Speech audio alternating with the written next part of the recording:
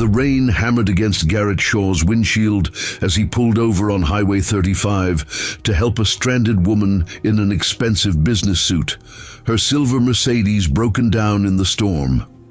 What this broke single dad from Copper Ridge, Texas didn't know was that Vivian Ashworth, the woman whose car he was about to fix out of pure kindness, was the billionaire real estate mogul who owned his mortgage, and in exactly 47 days she would arrive at his doorstep with foreclosure papers to seize the small house where he was struggling to raise his 8-year-old daughter, Jade. This is the shocking story of how one act of unexpected compassion during a thunderstorm would change both their lives forever, proving that sometimes the person you save ends up being the one who saves you right back. Before we jump back in, tell us where you're tuning in from, and if this story touches you, make sure you're subscribed, because tomorrow I've saved something extra special for you. The envelope arrived on a Tuesday morning. Crisp white paper that seemed to glow against the faded wood of Garrett Shaw's front porch. He knew what it was before he even picked it up.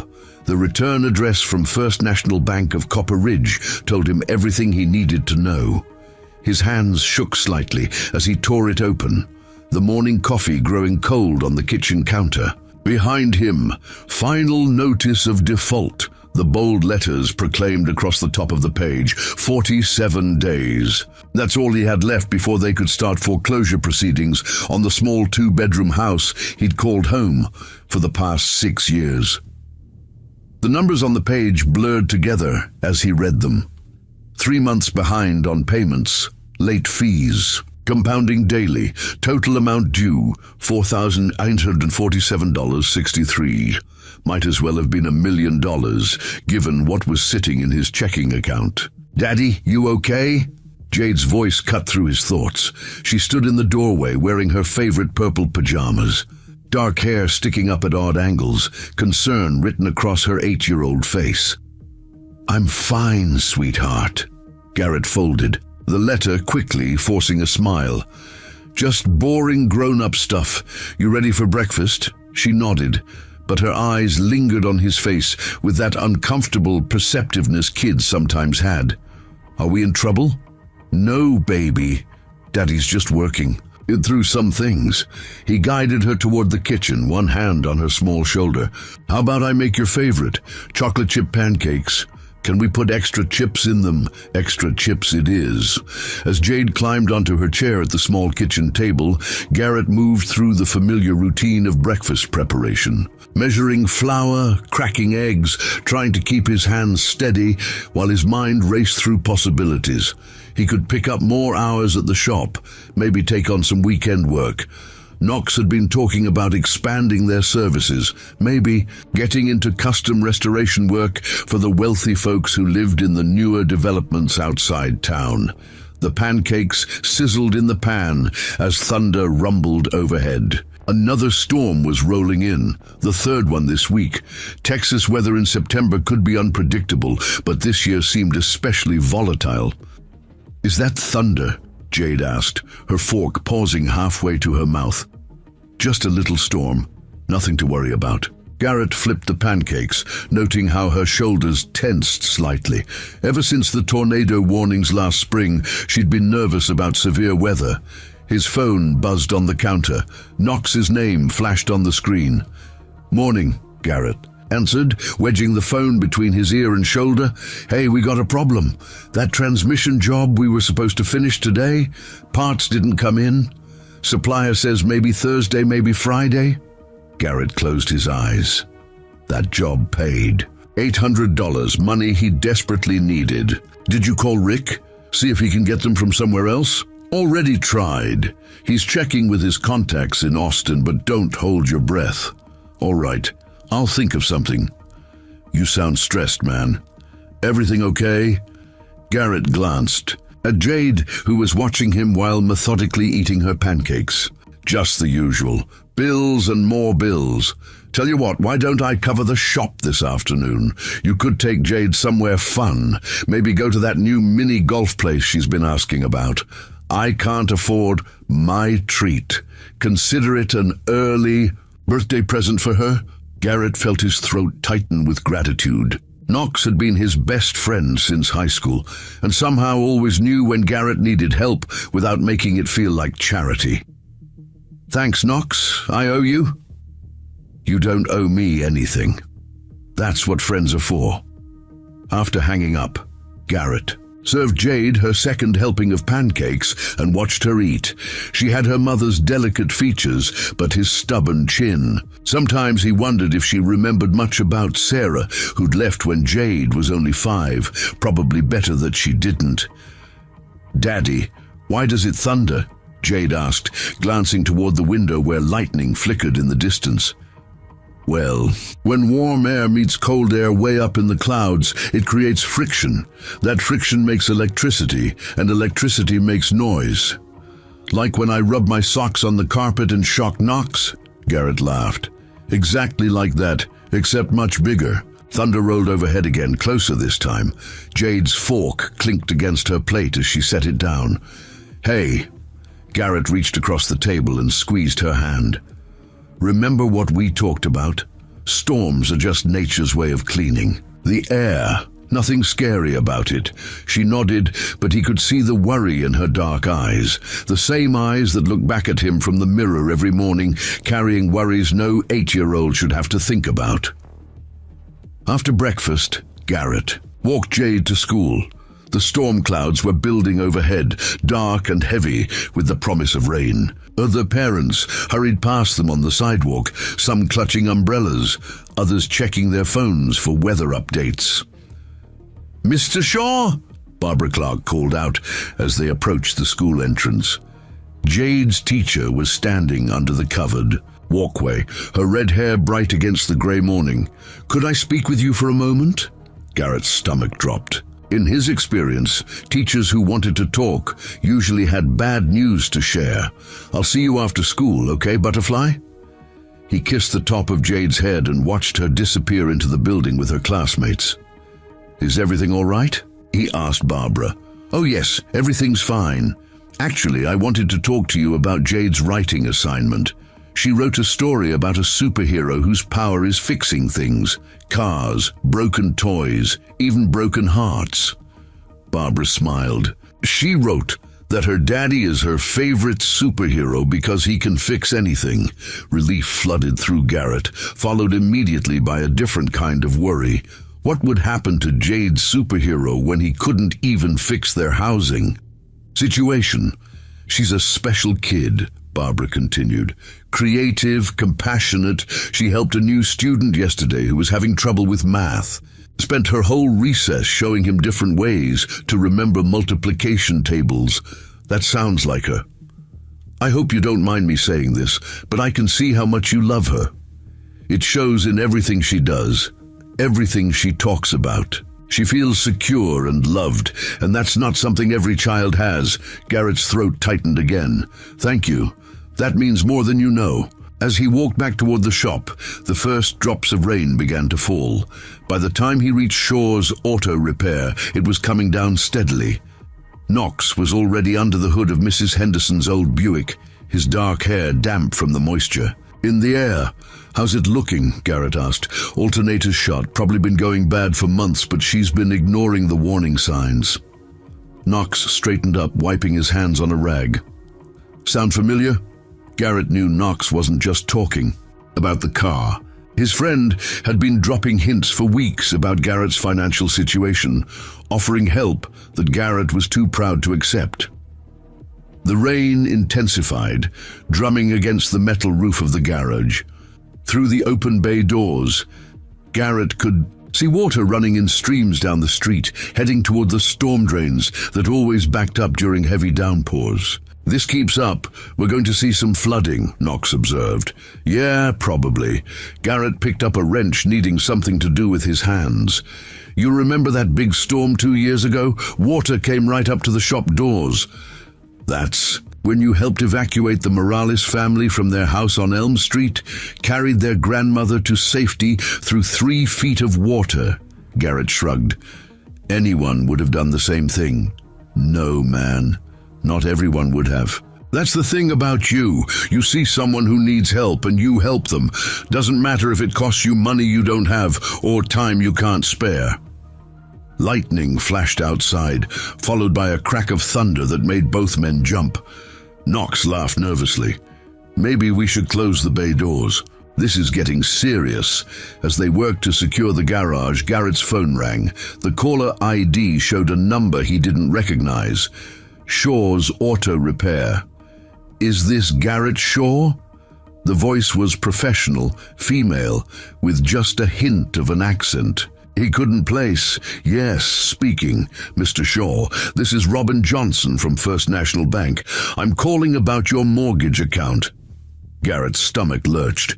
He stepped away from Knox, lowering his voice. I got your letter this morning.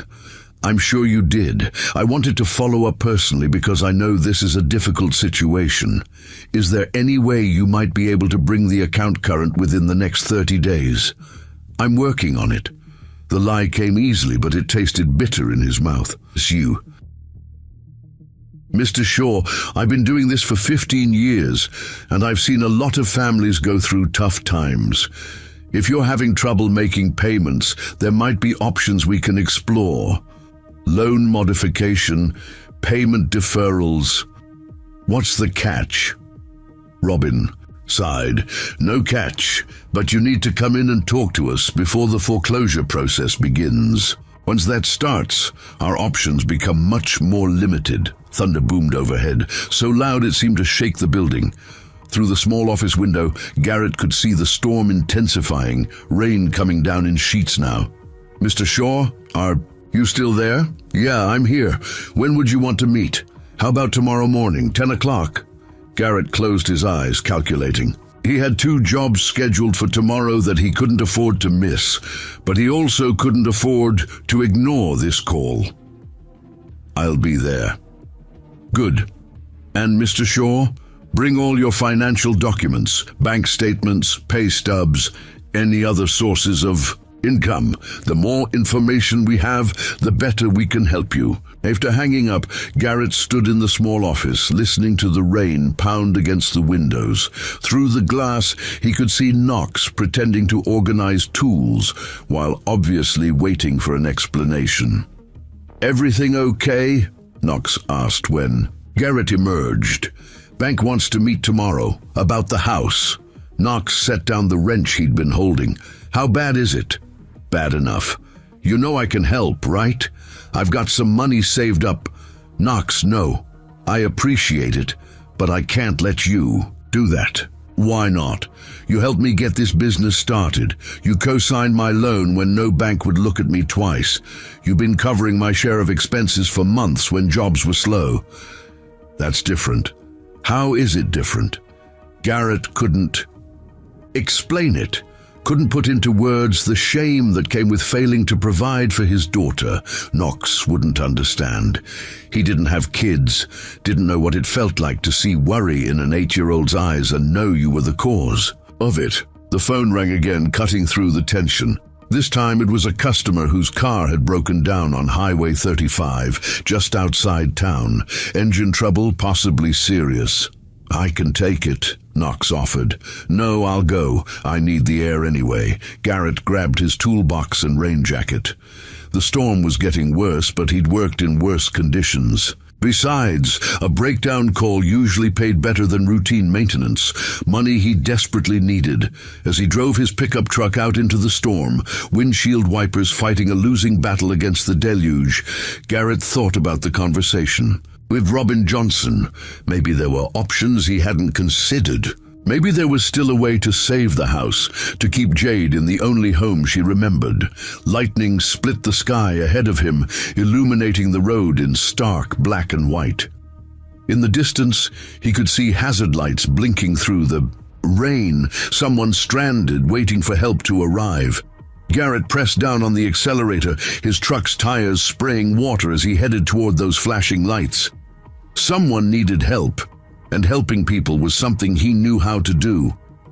Even when everything else in his life was falling apart, he could still fix a broken-down car. He had no way of knowing that the person waiting for him in that expensive silver Mercedes would hold the power to either save his family or destroy it completely.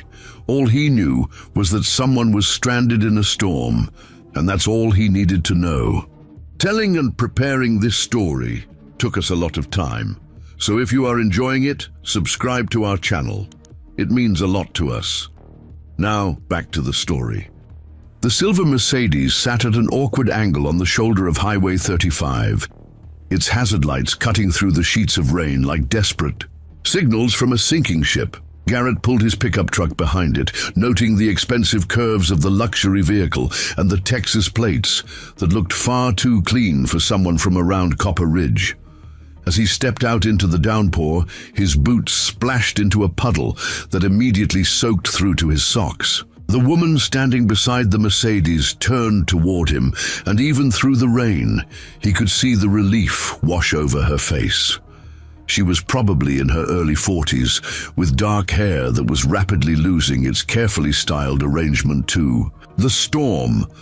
Her business suit was tailored and expensive looking, but it was also completely unsuited for standing on a highway in a thunderstorm.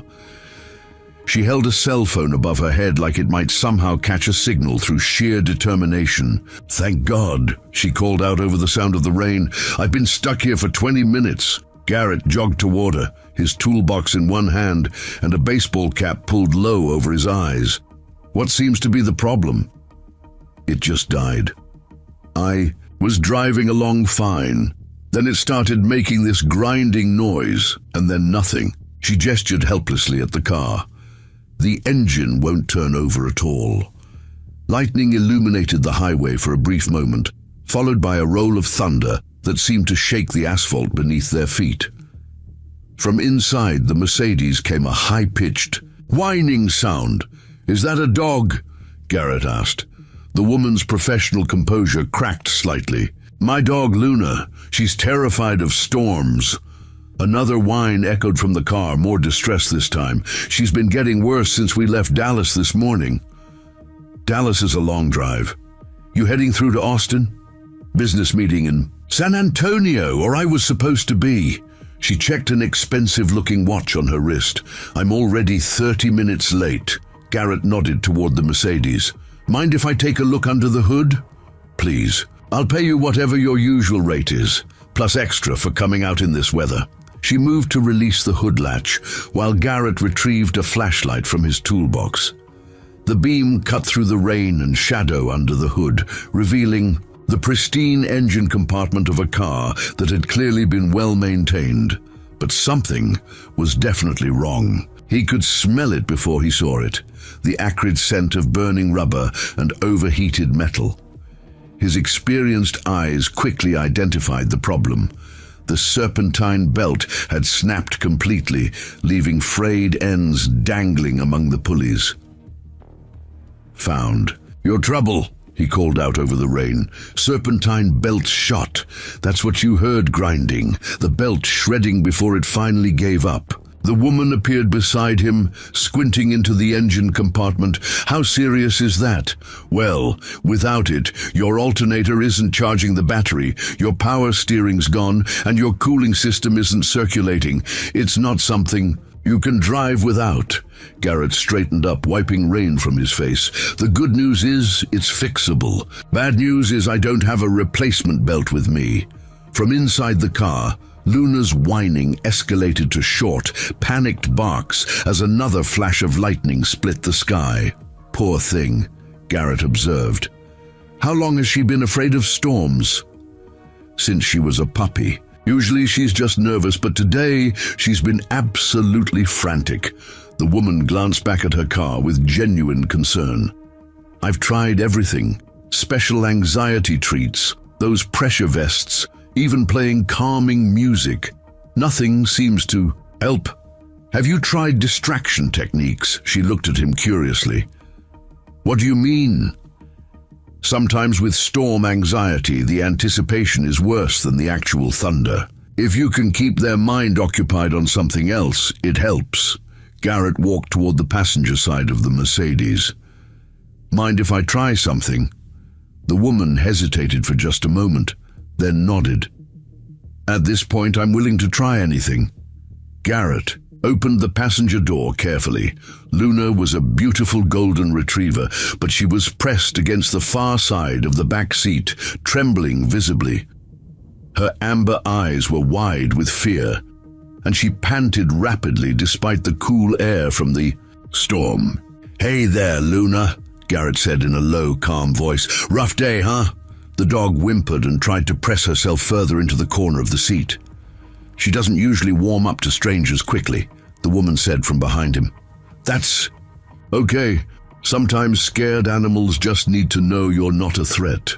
Garrett reached into his shirt pocket and pulled out a small package of crackers, part of the lunch he'd packed that morning, but never eaten.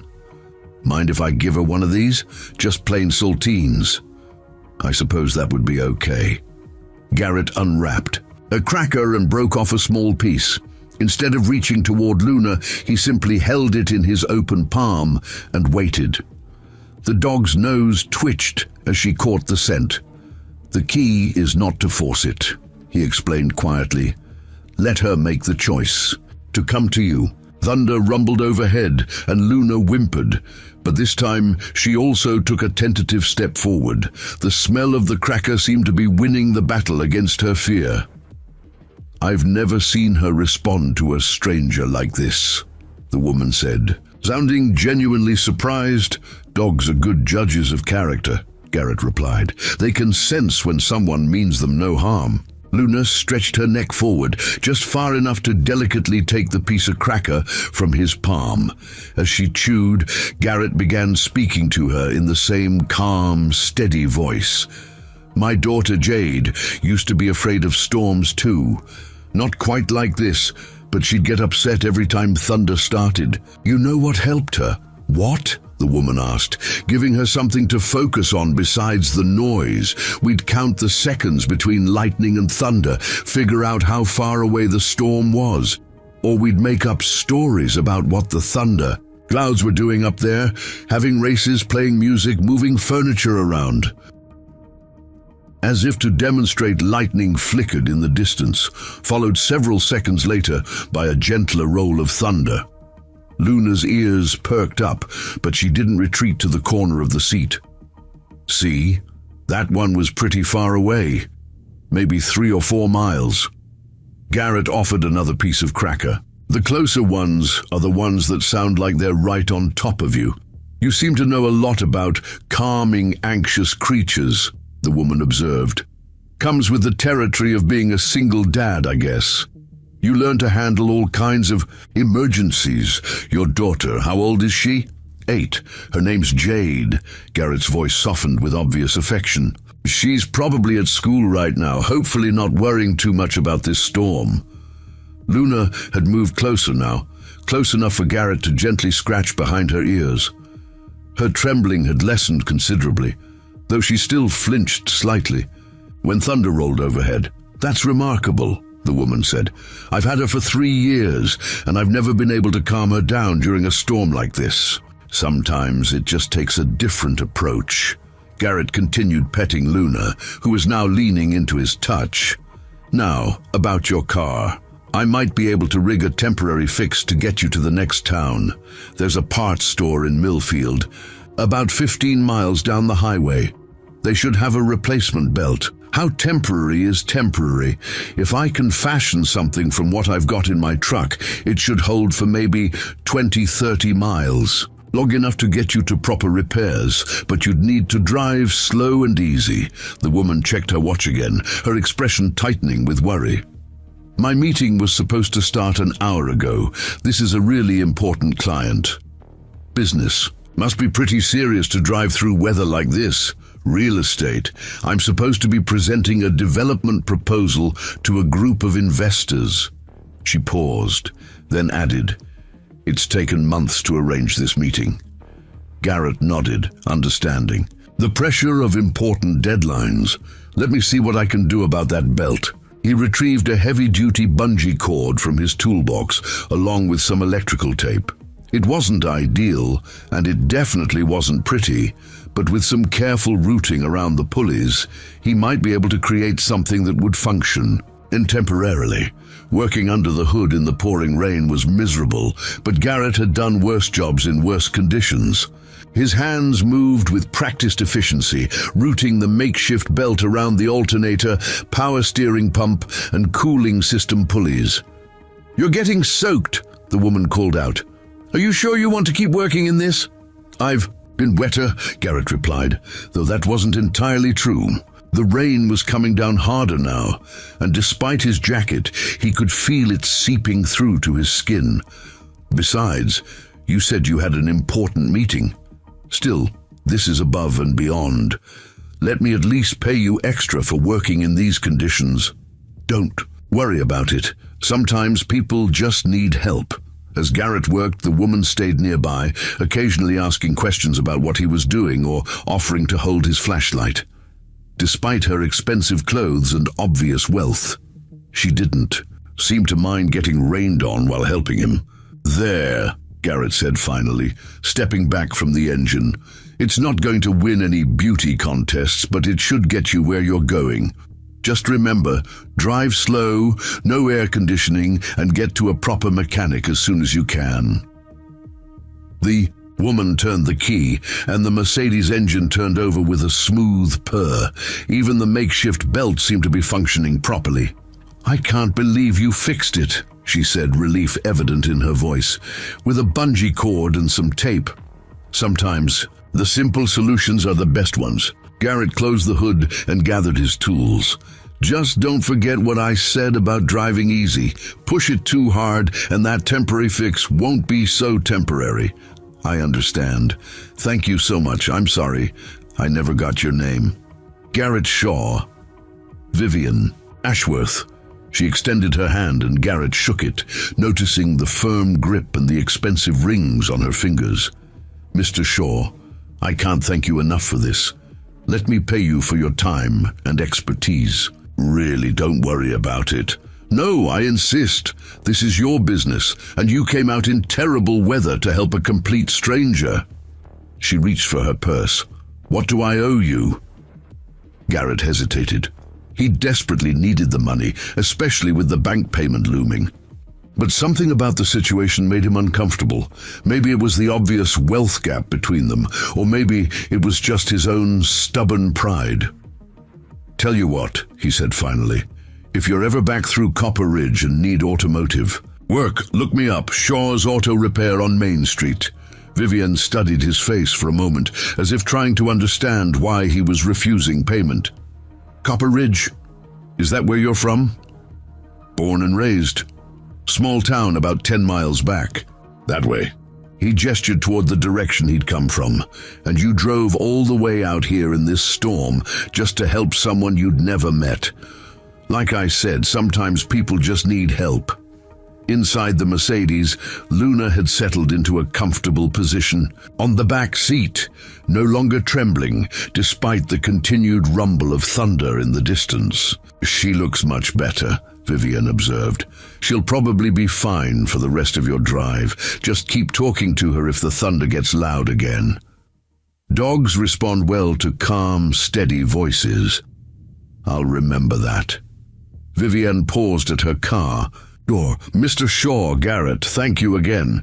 This really was above and beyond. Drive safe, Mrs. Ashworth, and remember, easy does it with that belt." As Garrett watched the silver Mercedes pull carefully back onto the highway, he felt a strange mixture of satisfaction and regret. Satisfaction at solving a problem and helping someone in genuine need, regret at turning down money he desperately needed. But as he drove his pickup truck back toward Copper Ridge through the continuing storm, he found himself thinking less about the money and more about the woman he'd just helped. There had been something about Vivian Ashworth that intrigued him, the way she genuinely cared about her dog's distress, the way she'd insisted on helping him work despite her expensive clothes, the way she'd seemed surprised by his refusal to accept payment. Most wealthy people he'd encountered were quick to throw money at problems and move on. Vivian had seemed different somehow, more engaged, more human. Thunder rumbled overhead as Garrett turned onto Main Street, but it was getting more distant now. The worst of the storm was moving on, leaving behind the clean smell of rain-washed air and the sound of water running in the gutters. He had no idea that the woman he'd just helped owned the mortgage on his house. He had no idea that in 46 days, unless something changed dramatically, he and Jade would be looking for a new place to live. All he knew was that he'd helped someone who needed it, and somehow, despite everything else going wrong in his life, that felt like enough for now. The water damage at Shaw's Auto Repair became apparent the moment Garrett pulled into the parking lot. What had been a small leak in the roof 2 weeks ago had turned into a steady drip during the storm, and now a puddle spread across the concrete floor near his tool bench. The smell of wet metal and dampness filled the garage. Knox was on his hands and knees, pushing water toward the drainage grate with a squeegee. He looked up as Garrett entered, his expression grim. "How bad?" Garrett asked, surveying the mess. "Could be worse. Mostly just the floor, but some of your electrical equipment got wet. The diagnostic computer's acting up, and I think water got into the air compressor." Garrett closed his eyes and calculated the cost of repairs. The diagnostic computer alone would be $800 to replace, money he absolutely didn't have. "Any of the customer cars get damaged?" Mrs. Henderson's Buick caught some drips, but nothing serious. "I moved it to the other bay." Knox straightened up, brushing water from his knees. "How'd the highway call go?" "Fixed it. Serpentine belt on. A Mercedes. Nice lady from Dallas." "Mercedes, huh? Must have paid well." Garrett began mopping water away from his workbench, avoiding Knox's eyes. "She offered, but I told her not to worry about it." Knox stopped squeegeeing and stared at him. "You what?" "She was in a hurry for some business meeting. I just helped her out." "Garrett, man, we talked about this. You can't keep giving away free work, especially not now. It wasn't that complicated a job. A highway service call in the middle of a thunderstorm for a Mercedes owner isn't complicated." Knox shook his head. "That should have been at least $200 minimum." Garrett knew Knox was right, but he couldn't explain the impulse that had made him refuse payment. There had been something about Vivian Ashworth's genuine gratitude, her concern for her dog, the way she'd stayed to help despite her expensive clothes getting soaked. The shop phone rang, cutting through the tension. Garrett answered with his usual greeting. "Shaw's Auto Repair. Mr. Shaw, this is David Turner. I represent Ashworth Properties." Garrett frowned. The name Ashworth sounded familiar, but he couldn't place it immediately. "What can I do for you?" "Ms. Ashworth asked me to contact you about payment for services rendered this afternoon. She said you helped her with a vehicle breakdown on Highway 35. The pieces clicked together. Vivian Ashworth had sent her business manager to pay him, despite his protests. Part of him felt grateful, but another part felt slightly insulted that she hadn't just let it go. That's really not necessary. "I told her not to worry about it. Ms. Ashworth was quite insistent. She said you went above and beyond, working in dangerous weather conditions to help a complete stranger. She wants to make sure you're compensated appropriately." Garrett glanced at Knox, who was listening with barely concealed curiosity. This money would certainly help, especially with the water damage to deal with now. What did she have in mind? She suggested $300 for the service call, plus a bonus for the weather conditions. Would $500 be acceptable? Garrett nearly dropped the phone. $500 was more than he'd make on most weeks, especially lately. It would cover the diagnostic computer replacement and leave money left over. That's very generous. Excellent. I'll have a check cut and messengered to your shop tomorrow morning. Ms. Ashworth also wanted me to ask if you'd be available for future automotive services. She has several vehicles and appreciates working with skilled, trustworthy mechanics. Sure, of course. Perfect. Someone will be in touch soon to schedule regular maintenance appointments. Thank you for your excellent service, Mr. Shaw. After hanging up, Garrett stood staring at the phone, processing what had just happened. Well, Knox. Prompted. $500 and she wants to set up regular service appointments. Knox whistled low. Guess your good deed paid off after all, see? Sometimes doing the right thing comes back around. But Garrett felt uneasy about the whole thing. He'd helped Vivian because she needed help, not because he expected anything. In return, having money thrown at him afterward made the gesture feel tainted somehow. His phone buzzed with a text message. It was from Barbara Clark, Jade's teacher. Hi, Mr. Shaw. Jade seemed worried about the storm today. She kept asking if you were safe driving in the rain. Just wanted you to know she's fine, but she might need some extra reassurance when she gets home. Guilt twisted in Garrett's stomach. While he'd been out helping a stranger, his own daughter had been at school worrying about him. He glanced at the clock. Still an hour before school let out. I need to pick up some parts, he told Knox. Can you handle things here? Sure, where you headed? Rick's place. Need to see about getting that transmission job back on track. The drive to Vega Auto Parts took Garrett through downtown Copper Ridge, past the small businesses that had anchored the community for decades. Miller's Hardware, where his father had bought nails and paint for weekend projects.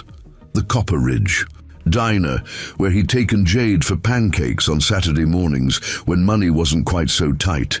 But he also saw the empty storefronts, the for lease signs that had become increasingly common over the past few years.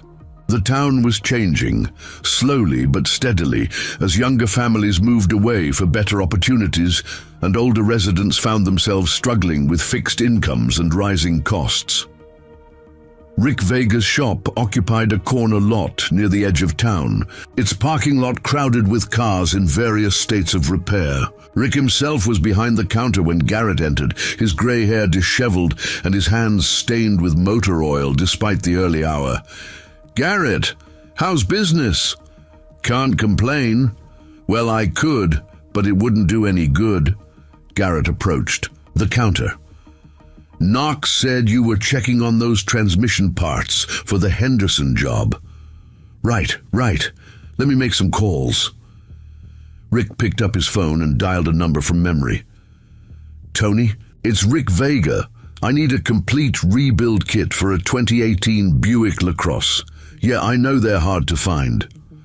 While Rick negotiated with his supplier, Garrett wandered the aisles of auto parts, calculating costs and trying to figure out how to stretch his limited budget. Even with the $500 from Vivian Ashworth, he was still behind on everything. Bad news, Rick said when he hung up. Earliest they can get those parts is next week, but I might have another option. I'm listening. There's a salvage yard in Austin that specializes in late-model luxury cars. They might have what you need, but you'd have to drive down there and pull the parts yourself. How far? 3 hours, maybe 4 with traffic. But if they have what you need, you could save about 60% off new parts cost. Garrett did the math. A day trip to Austin would mean closing the shop, losing a full day's income. But the savings on parts could make up for it, especially if he could get the Henderson job completed this week instead of waiting until next week. I'll think about it. Don't think too long. Good parts don't stay on the lot very long at places like that. As Garrett left Rick's shop, his phone rang again. This time it was a number he recognized, Robin Johnson from the bank. Mr. Shaw, I wanted to follow up on our conversation yesterday. Are you still planning to come in tomorrow morning? Yes, 10 o'clock. Good. I've been reviewing your file, and I think we might have some options to discuss. Have you given any thought to what you could realistically afford for monthly payments? Garrett pulled over to the side of the road, not wanting to have this conversation while driving. I've been doing some calculations. If I could get the payments down to maybe $800 a month, I think I could manage that. That's helpful to know. What about your current income situation? Any changes since you filed your last financial statement with us? Garrett hesitated. The truth was, his income had been declining for months as more customers took their cars to the newer, larger shops in the county seat.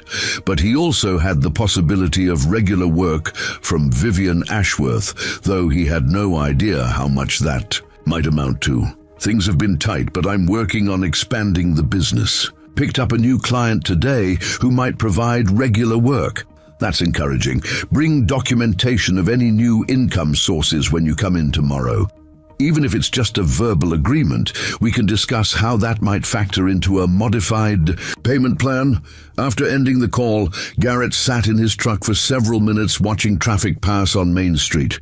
A few blocks away, he could see the elementary school where Jade spent her days, blissfully unaware of the financial pressures threatening to uproot her life.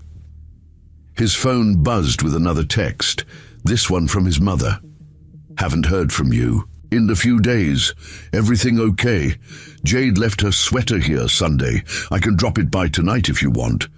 Vera Shaw had an uncanny ability to sense when her son was struggling, even when he tried to hide it. She'd been offering to help with money for months, but Garrett couldn't bring himself to accept charity from his 68-year-old mother who lived on Social Security. He typed back, "Everything's fine. I'll pick up the sweater this weekend." But everything wasn't fine, and they both knew it. The walls were closing in from all directions. The mortgage, the business expenses, the constant pressure of trying to provide for Jade while maintaining some semblance of dignity and independence. The dashboard clock showed 2:30. Jade's school would be letting out in 30 minutes, and he'd promised himself he wouldn't be late again. As he drove toward the school, Garrett passed the First National Bank building, where he'd have his meeting tomorrow morning. The imposing brick structure had been part of Copper Ridge's downtown for over 50 years, its solid appearance suggesting permanence and stability. But Garrett knew that behind those respectable walls, decisions were made that could devastate families, that could turn a lifetime of payments and equity into foreclosure notices and eviction orders. He pulled into the school parking lot just as the final bell rang. Within minutes, children began streaming out of the building, their voices high and excited as they called to friends and parents. Garrett spotted Jade immediately. She had a way of standing out in any crowd, partly because of her dark curls that caught the afternoon sunlight, but mostly because of the way she carried herself with quiet confidence. She saw him and waved, jogging over to the truck with her backpack bouncing against her small frame. "Daddy, I was worried about you during the storm. Mrs. Clark said you were working, but I thought maybe you got stuck somewhere." "I'm fine, Butterfly. Just had to help someone whose car broke down on the highway." Jade climbed into the passenger seat and buckled her seatbelt. "Was it scary driving in all that rain?" "A little, but I was careful." "How was school?" "Good. We're learning about weather in science class. Did you know that lightning is hotter than the surface of the sun?" "I did not know that. You're getting pretty smart." "Mrs. Clark says I might be able to skip some math assignments if I keep doing so well. She says I'm working at a 4th grade level already." Pride swelled in Garrett's chest. Whatever else he might be failing at, he was raising a remarkable daughter. Jade was smart, kind, resilient, everything he'd hoped she would be. "That's fantastic, sweetheart. I'm really proud of you." As they drove home, Jade chattered about her day, her friends, her plans for the weekend. She seemed completely unaware of the adult worries that consumed her father's thoughts, and Garrett was grateful for that innocence, even as he wondered how much longer he could protect it. Back at the house, Jade settled at the kitchen table to start her homework, while Garrett began preparing dinner. It was their routine. She did schoolwork while he cooked, then they'd eat together and talk about their days. But tonight, as he stirred a pot of spaghetti sauce, Garrett's mind kept drifting to the conversation he'd have with Robin Johnson tomorrow morning. What if there were no options left? What if the bank had already made up its mind to foreclose? "Daddy, you're stirring." "That really hard," Jade observed from the table. Garrett looked down and realized he'd been attacking the sauce with unnecessary vigor. "Sorry, sweetheart, just thinking about work stuff. Is everything okay?" The question hung in the air between them, loaded with more weight than an 8-year-old should have to carry. Garrett wanted to tell her that everything was fine, that she didn't need to worry about anything, but the lie stuck in his throat. "Everything's going to be okay," he said finally, which was different from saying everything was okay now. Jade studied his face with those perceptive dark eyes that seemed older than her years. She was quiet for a moment, then went back to her homework without pressing further. As they ate dinner, Garrett tried to focus on Jade's stories about school, her excitement about an upcoming field trip, her plans to try out for the school's jump rope team. But part of his mind remained fixed on tomorrow's meeting, on the stack of bills on his desk, on the water damage at the shop that would need expensive repairs. After dinner, while Jade watched cartoons in the living room, Garrett sat at the kitchen table with his laptop, trying to organize his financial documents for the bank meeting. Bank statements, pay stubs, utility bills, business expenses. The paperwork painted a clear picture of a man drowning in financial obligations he couldn't meet. But there was also evidence of his attempts to stay afloat. Documentation of every job completed, every payment made on time when possible, every effort to maintain his business and provide for his daughter. It wasn't a story of irresponsibility or poor planning. It was the story of a working man caught in circumstances beyond his control.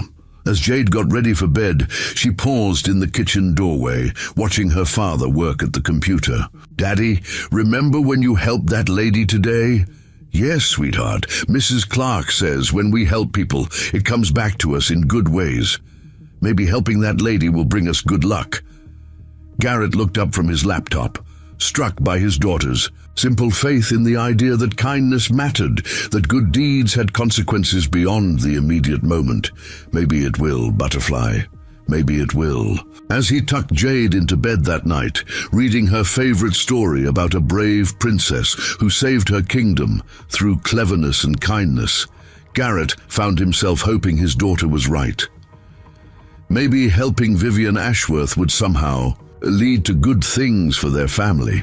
He had no way of knowing that across town, in a hotel room overlooking the courthouse square, Vivian Ashworth was sitting at her own laptop, researching Shaw's auto repair and its owner. He had no idea that she was reading about his business, his reputation in the community, his status as a single father raising a young daughter.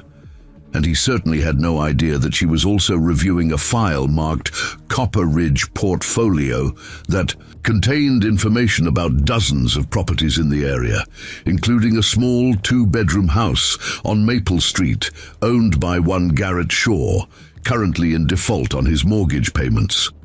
The collision course had been set in motion, but for now, father and daughter slept peacefully, unaware that their lives were about to change in ways they could never have imagined.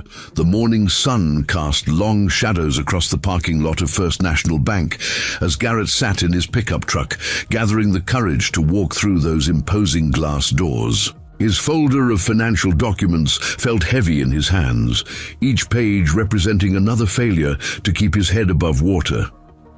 Inside the bank, Robin Johnson's office was smaller than he'd expected, with motivational posters about home ownership that felt mockingly cheerful given the circumstances. Robin herself was younger than her voice had suggested over the phone, probably in her early 40s, with kind eyes that had likely seen too many families in situations like his. "Thank you for coming in, Mr. Shaw. I know this isn't easy."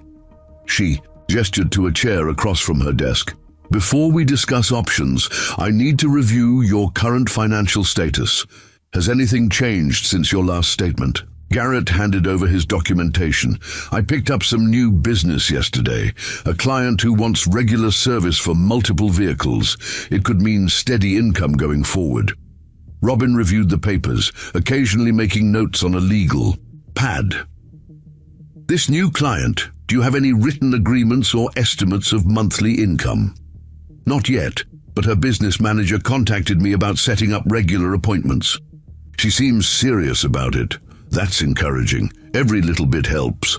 Robin set down the papers and looked directly at him. Mr. Shaw, I'm going to be straight with you. Your account is seriously delinquent. Under normal circumstances, we'd already be starting foreclosure proceedings. Garrett's stomach dropped. But you said there might be options. There are, but they require honest communication and commitment from you. Robin pulled out another file. We can discuss loan modification, but it would mean extending your payment period and potentially increasing your total interest. We could also look at a forbearance agreement, temporarily reducing payments while you stabilize your income. What would I need to qualify? Proof of hardship, which you clearly have, a realistic budget showing you can meet modified payments, and most importantly, no additional missed payments from this point forward. Garrett studied the numbers, Robin, and showed him even the reduced payments would be tight, but with the potential income from Vivian Ashworth's business, it might be manageable. How long do I have to decide? I can give you 2 weeks to get your paperwork together. But Mr. Shaw, I need you to understand, this is likely your last chance. If you default again after we modify the loan, there won't be other options. Meanwhile, across town in her hotel suite, Vivian Ashworth was having a very different kind of morning meeting. David Turner sat across from her at the small conference table, his laptop open to spreadsheets that represented millions of dollars in real estate holdings. The Copper Ridge portfolio is performing well overall, David reported. Occupancy rates are stable, and we're seeing steady appreciation in property values as the area develops. What about the delinquent accounts? We have 12 properties currently in various stages of default. Most are residential mortgages that we acquired through the Henderson financial buyout last year. Vivienne scrolled through the list on her tablet, reviewing addresses and payment histories with the detached efficiency that had made her one of the most successful real estate investors in Texas. Then one name caught her attention. Shaw Garrett, Maple Street. She looked up at David. Why does that name sound familiar? David checked his notes. Single father, owns an auto repair shop. 3 months behind on payments. We're scheduled to begin foreclosure proceedings next week. The pieces clicked together in Vivian's mind with uncomfortable clarity. Garrett Shaw, the mechanic who'd fixed her car yesterday, who'd refused payment, who'd shown such gentle skill with Luna during the storm. David, I need you to pull all the information we have on this account. Any particular reason? Vivian hesitated. How could she explain that the man whose home they were about to foreclose on had spent an hour in the rain yesterday helping a complete stranger? That he'd demonstrated more genuine kindness in that brief encounter than she'd experienced in months of business interactions. Just humor me. I want to review the file personally. 20 minutes later, David returned with a thick folder. Vivienne read through Garrett's payment history, his loan application from 6 years ago, the documentation of his struggles since his divorce. The picture that emerged was of a man trying desperately to hold his life together against impossible odds. His ex-wife, Vivian said, reading from the divorce decree. She waived her claim to the house, but also waived any responsibility for the mortgage. He's been carrying the full payment alone for 2 years. That's not uncommon in divorce situations. And his business income has been declining? According to his statements, yes. The area has seen several new automotive chains move in, probably impacting local shops. Vivian closed the file, feeling an unfamiliar weight in her chest. She'd built her fortune by making smart, dispassionate business decisions. Personal. Feelings had no place in real estate investment, but the image of Garrett Shaw working in the rain, refusing payment for his help, wouldn't leave her mind. What would it cost to bring his account current? David looked surprised. The full amount, about $4,800 in back payments and fees, and if we modified his loan terms, we could potentially reduce his monthly payment by $200 or $300, depending on how we restructure it. Vivian stood and walked to the window, looking out at the small town where Garrett Shaw was raising his daughter and struggling to survive. From her hotel room, she could see the courthouse, the elementary school, the modest neighborhoods where families like his lived paycheck to paycheck. Back at Shaw's Auto Repair, Garrett was trying to focus on work while replaying his conversation with Robin Johnson. Knox had noticed his distraction and finally confronted him during their lunch break. "All right, talk to me. What's going on?" "Bank. Meeting this morning. They might be willing to modify the loan, but it's not guaranteed. And if they don't?" Garrett didn't answer immediately. He'd been avoiding that question all morning, as if not saying the words aloud might prevent them from becoming reality. Foreclosure. We'd have maybe 60 days to find somewhere else to live. Knox set down his sandwich. "Garrett, you know I'll help however I can. Money, a place to stay, whatever you need." "I can't ask you to do that. You're not asking. I'm offering. We're partners in this business, but more than that, we're family. Jade's like a niece to me." The kindness in Knox's voice nearly broke Garrett's composure. He'd been carrying this burden alone for so long that the offer of help felt overwhelming. "I might take you up on that," he admitted quietly. That afternoon, Garrett received an unexpected phone call at the shop. The caller ID showed David Turner's number. "Mr. Shaw, this is David Turner from Ashworth Properties. We spoke yesterday about payment for Ms. Ashworth's automotive service." "Right. Thank you again for that. The check arrived this morning. I'm calling about a different matter. Ms. Ashworth would like to schedule a meeting with you to discuss expanded automotive services for her business holdings." Garrett felt a surge of hope. Expanded services could mean significant additional income. What kind of timeline are we talking about? She's quite eager to move forward. Would this afternoon be possible? She's staying at the Copper Ridge Inn. This afternoon would be fine. Excellent. Shall we say 4 o'clock in the hotel lobby? After ending the call, Garrett felt his first genuine optimism in weeks. If Vivian Ashworth's business was substantial enough to require a formal meeting, it could be the answer to his financial problems. Regular commercial accounts were the backbone of successful auto repair shops.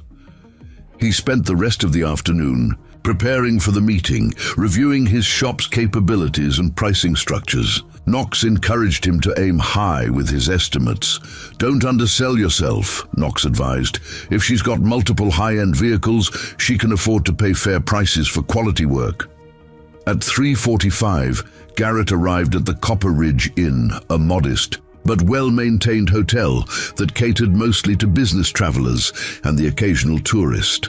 The lobby was quiet, decorated with local artwork and comfortable seating arrangements.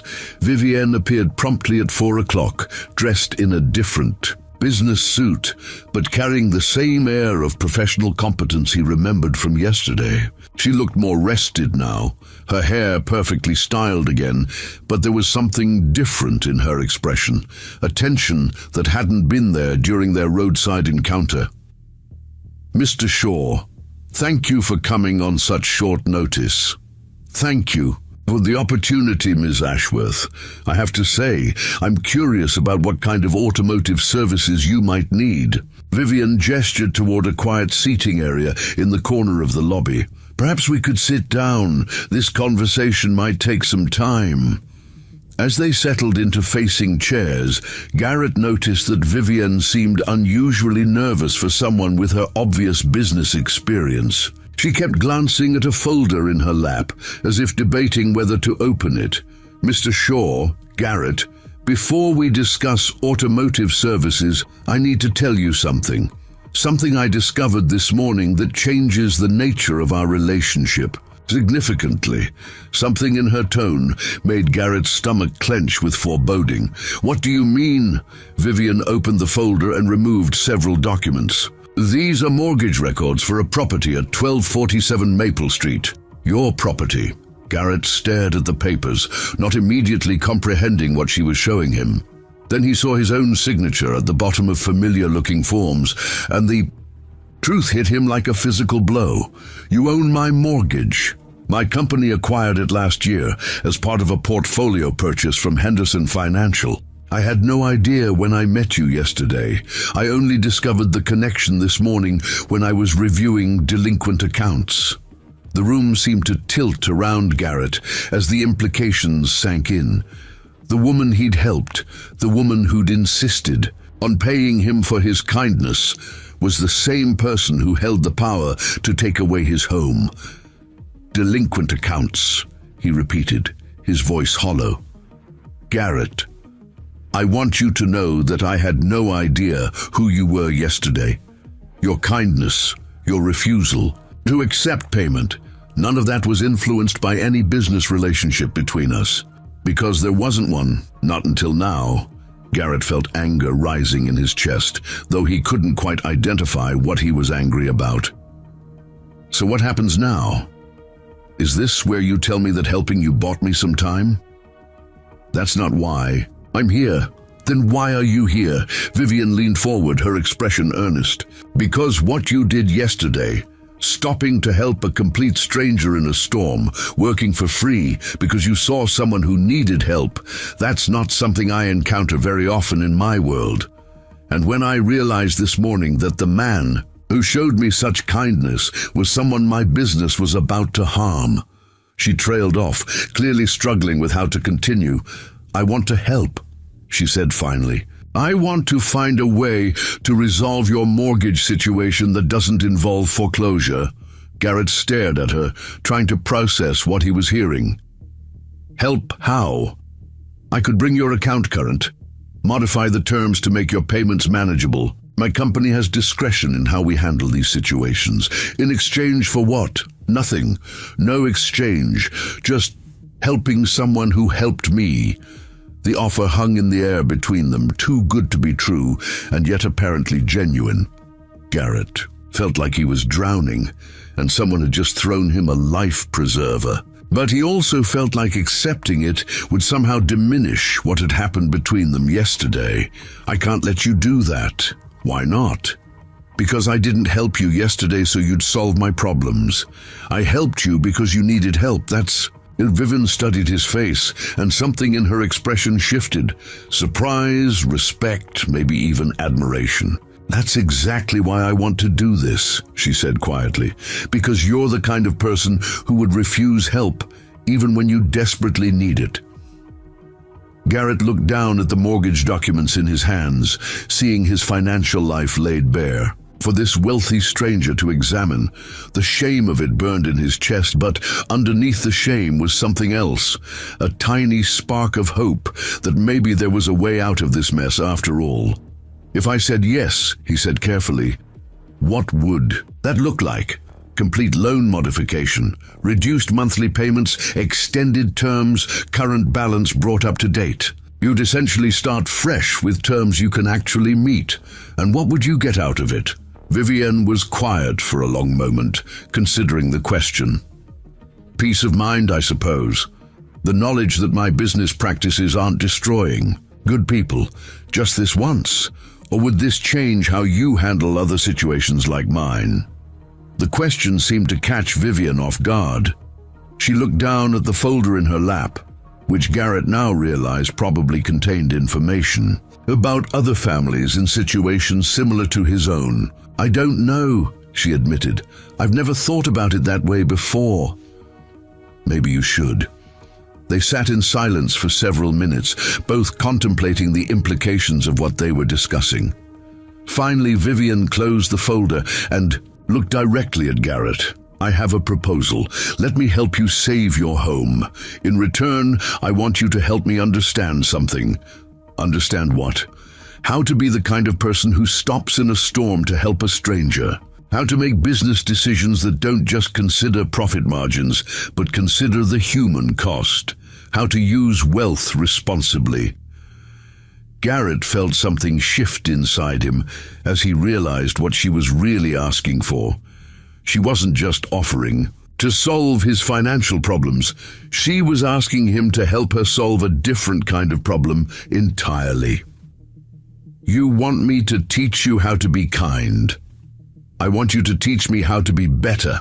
As Garrett looked at this powerful, wealthy woman who could solve his problems with a phone call, he began to understand that maybe she needed his help as much as he needed hers, just in a completely different way.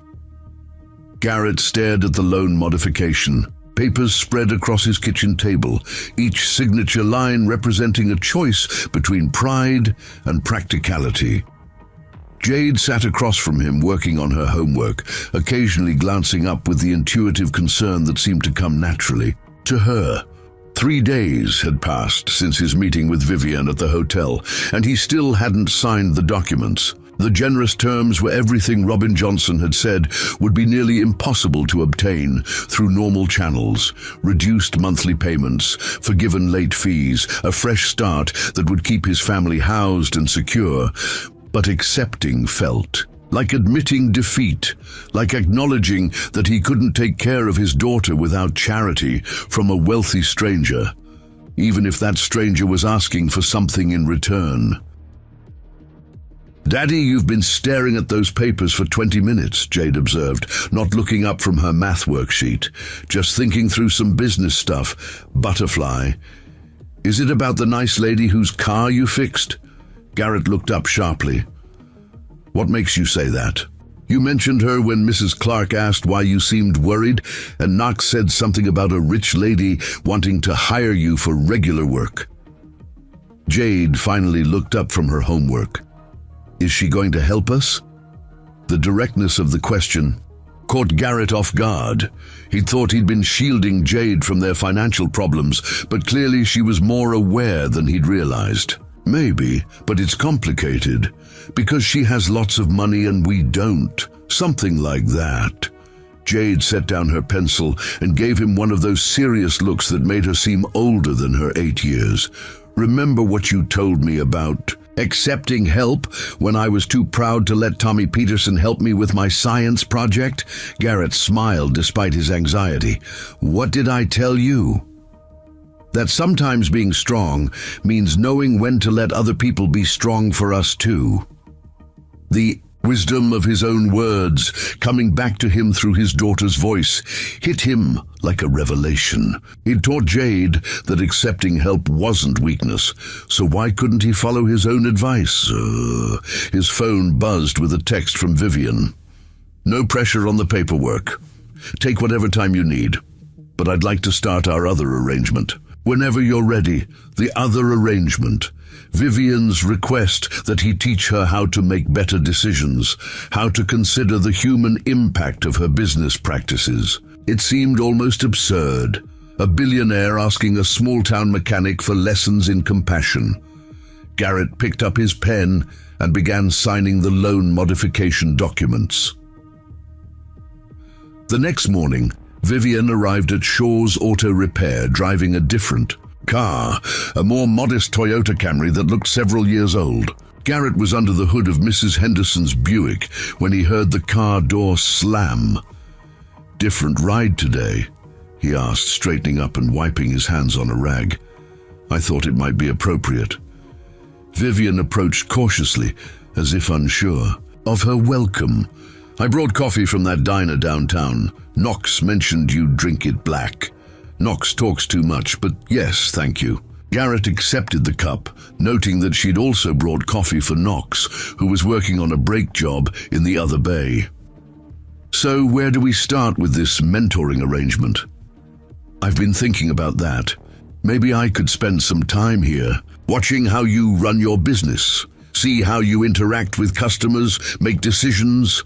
You want to shadow me? If that's not too intrusive. I know it's unusual, but I learn better by observing than by discussing theories in conference rooms." Knox looked up from his work with obvious curiosity. Garrett had explained the situation in general terms, that Vivian was a business client interested in learning about customer service approaches, but hadn't mentioned the mortgage connection. "Fine by me," Garrett said, "but you might want to change clothes. This isn't a clean environment."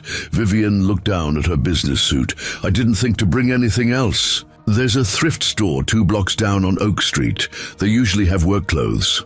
20 minutes later, Vivian returned wearing jeans, a cotton work shirt and tennis shoes that looked strange on someone who usually wore designer heels. But she seemed more approachable somehow, less intimidating without the armor of expensive clothing.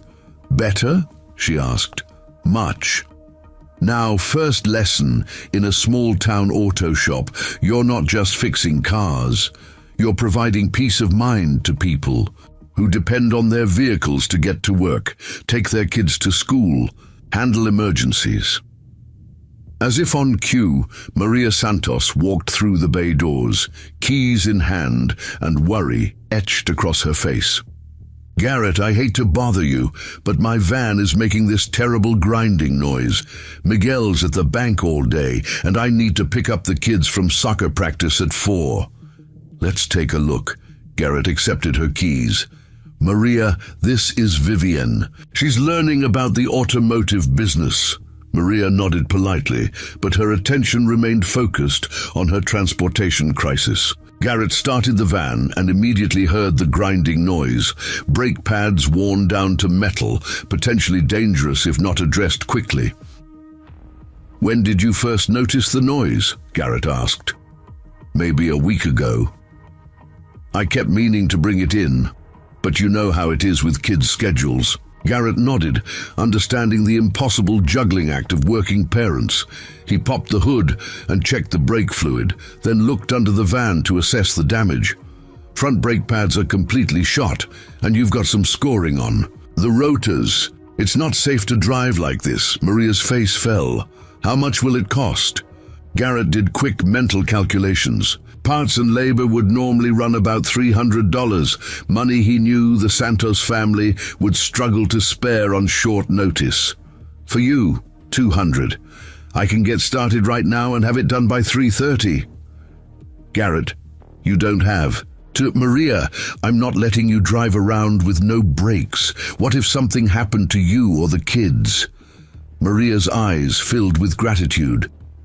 "I'll get you the money Friday when Miguel gets paid." "Friday's fine." After Maria left, Vivienne watched Garrett gather the necessary parts. "You gave her a $100 discount. Maria and Miguel are good people. They'd do the same for me if the situation was reversed. But you're struggling financially too. Doesn't every dollar matter?" Garrett paused in his work, considering how to explain something that seemed obvious to him, but apparently wasn't to her. "Vivienne, Maria Santos watched Jade for free 3 nights last month when I had emergency calls. When I had food poisoning last year, she brought us homemade soup every day for a week. Her husband Miguel has been doing free tax preparation for half the town for 15 years. So this is reciprocal? It's community. We take care of each other because that's how small towns survive." Vivian absorbed this information with the intensity of someone taking notes for an important exam. She helped Garrett remove the worn brake pads, asking questions about the process, but also about his decision-making. "Do you always adjust prices based on what people can afford?" "When I can. Mrs. Henderson is on a fixed income, so I charge her. Cost plus a small markup. Tommy Rodriguez just started his own landscaping business, so I help him keep his truck running until he gets established. The Williamses, who own the hardware store, always pay full price because they can afford it." "How do you keep track of all these different arrangements?" Garrett tapped his temple. "Up here. It's not complicated. You just treat people the way you'd want to be treated if your situations were reversed." As they worked together, Vivian proved surprisingly handy with tools. She had good spatial reasoning and didn't shy away from getting her hands dirty. By the time they finished Maria's van, her borrowed clothes were appropriately stained with grease and brake fluid. "How does it feel?" Garrett asked as they cleaned up. "Different. At my corporate office, success is measured in profit margins and acquisition targets. Here, success seems to be measured in She paused, searching for the right words. Relationship sustained? Exactly. You're not just running a business, you're maintaining a network of mutual support. Knox, who had been listening while working on his own projects, spoke up. That's why Garrett's shop has survived when other places haven't. People trust him, and they know he cares about more than just their money. The afternoon brought a steady stream of customers, each interaction providing Vivian with new insights into Garrett's approach. She watched him diagnose problems, explain options in terms customers could understand, and consistently prioritize long-term relationships over short-term profits. During a brief lull, she asked the question that had been building all day. How do you do it? How do you stay financially viable while constantly giving discounts and free services? Volume and reputation. Word of mouth brings in enough full-price customers to balance out the reduced-rate work. Plus, people I help today become customers for life. They bring their friends and family here because they trust me. And if you can't make it work, if the numbers don't add up despite all the goodwill... Garrett's expression darkened slightly. Then you end up 3 months behind on your mortgage, facing foreclosure from a real estate company that bought your loan as part of an investment portfolio. The comment hung in the air between them, a reminder of the very different worlds they came from. Vivian looked down at her grease-stained hands, perhaps seeing them differently than she had that morning. "I've been thinking about our arrangement," she said quietly. "About what you're teaching me versus what I'm offering you. Having second thoughts? Actually, the opposite. I'm wondering if what I'm learning here should influence more than just my personal decision-making." Garrett stopped cleaning his tools and looked at her directly. "What do you mean?" "I mean, maybe the lessons you're teaching me should apply to how my company handles all our mortgage holdings, not just yours. That could be expensive. It could also be the right thing to do." As the workday ended, Vivian helped Garrett close up the shop while Knox handled the last customer of the day. The simple routine tasks, organizing tools, sweeping the floor, turning off equipment, seemed to give her time to process what she'd experienced. "Tomorrow," she said as they locked the bay doors, "I'd like to see one of those files we discussed, another family in a situation similar to yours." "You sure about that?" "Once you start seeing people as individuals instead of account numbers, it's hard to go back to treating them as just business assets. Maybe that's exactly what I need." That evening, Garrett sat at his kitchen table again. But this time, instead of staring at loan documents, he was helping Jade with a school project about community helpers. She'd chosen to write about auto mechanics, and her questions about his work made him think about the conversations he'd had with Vivian. "Daddy, why did you become a mechanic?" "I like fixing things, and I like helping people solve problems." "Is that why you helped the lady in the storm?" "Part of it. But mostly I helped her because she needed help, and I was in a position to provide it." Jade considered this while gluing pictures to her poster board. "Mrs. Clark says that's called being a good citizen." "Mrs. Clark is right. Are you teaching the rich lady to be a good citizen too?" Garrett looked up, surprised by his daughter's perceptiveness. "Something like that. Why do you ask?" "Because she looked sad today when she was watching you work. Like she wanted to help people but didn't know how." The insight, coming from his 8-year-old daughter, struck Garrett as remarkably accurate. Vivian had seemed increasingly thoughtful throughout the day, as if she was recognizing something she'd been missing. "Maybe she just needs practice," Garrett suggested. "Everybody needs practice at new things. Remember when I was learning to ride my bike? You fell down a lot, but I kept trying, and now I can ride anywhere I want." Jade looked up from her project with that serious expression she got when working through complex ideas. "Maybe the rich lady just needs to keep trying too." As Garrett tucked Jade into bed that night, he found himself thinking about the unusual arrangement he'd entered into with Vivian Ashworth. It was stranger than anything he could have imagined.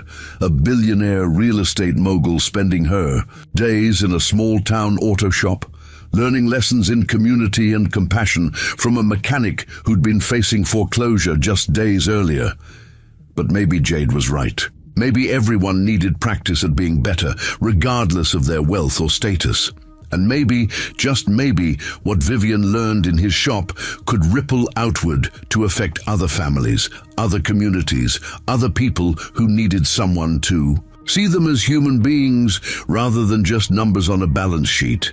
The thought that his small act of kindness on a stormy highway might ultimately help people he'd never meet felt almost too significant to believe. But as he turned off the lights and prepared for another day of teaching a billionaire how to care about people, Garrett allowed himself to hope that sometimes the smallest actions really could create the biggest changes. The conference room at Ashworth Properties felt foreign to Vivian after spending a week in coveralls at Shaw's Auto Repair. The polished mahogany table, expensive leather chairs, and floor-to-ceiling windows overlooking downtown Dallas seemed like artifacts from a different life, one where decisions were made in isolation from their human consequences. David Turner sat across from her, surrounded by files and legal documents that represented the monthly foreclosure review meeting. This routine gathering, which she'd attended dozens of times before, suddenly felt ominous in ways she'd never considered. "We have 17 properties ready to move to foreclosure this month," David reported, his tone professionally neutral. "Total outstanding debt is approximately $200,000 across all accounts. Tell me about the individual situations." David looked up from his notes, surprise flickering across his face. Individual situations. The families involved, their circumstances, why they're behind on payments. "Vivian, we've never discussed individual cases in detail. Usually we focus on the financial metrics and timeline for recovery. Today I want to understand the people behind the numbers." David opened the first file reluctantly. Henderson, Patricia. Widow, 73 years old, behind 4 months on a loan originated in 2019. Outstanding balance $12,000. Why is she behind? Medical bills, according to her correspondence with our collection department. Her husband died last year, and she's been struggling with the reduced income. Vivian felt a familiar tightness in her chest, the same discomfort she'd experienced when learning about Garrett's situation. What are her options? Standard procedure would be to begin foreclosure proceedings. The property has enough equity to cover our losses. What if we modified her terms? We could, but it would set a precedent. If we make exceptions for one account, others will expect similar treatment. Vivian studied Patricia Henderson's payment history, seeing a pattern of timely payments for 4 years, followed by the sudden disruption of her husband's death. This wasn't irresponsible spending or poor financial planning. It was grief compounded by financial hardship. Next case. Williams, Jerome, single father, 2 children, 6 months behind, owing approximately $15,000. He's been requesting forbearance due to job loss, but our policy requires current employment verification for loan modifications. When did he lose his job? 8 months ago when the textile plant closed. He's been doing construction work when available, but it's inconsistent income.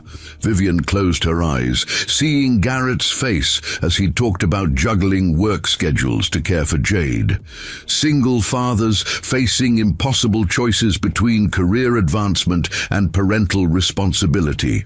Continue with the others. For the next hour, David read through case after case.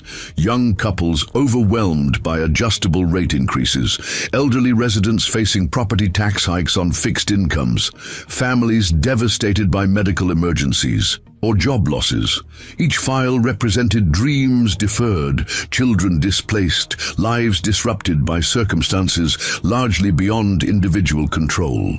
David, how many of these situations could be resolved with loan modifications rather than foreclosures? Probably most of them, if we were willing to accept reduced profits and extended payment schedules. And what would that cost us? David pulled out his calculator and spent several minutes running numbers. If we modified terms for all 17 properties, we'd be looking at approximately $60,000 in reduced annual income. But we'd also avoid foreclosure costs, property, maintenance expenses, and marketing costs for resale. So, the financial impact wouldn't be devastating to our bottom line? No, but it would reduce our quarterly earnings and potentially affect our stock performance. Vivian stood and walked to the window, looking down at the city where thousands of families were struggling with similar challenges. From her 40th floor office, people looked like ants, small, insignificant, easily overlooked. But after spending time at ground level in Copper Ridge, she was beginning to understand that each of those tiny figures represented someone's entire world.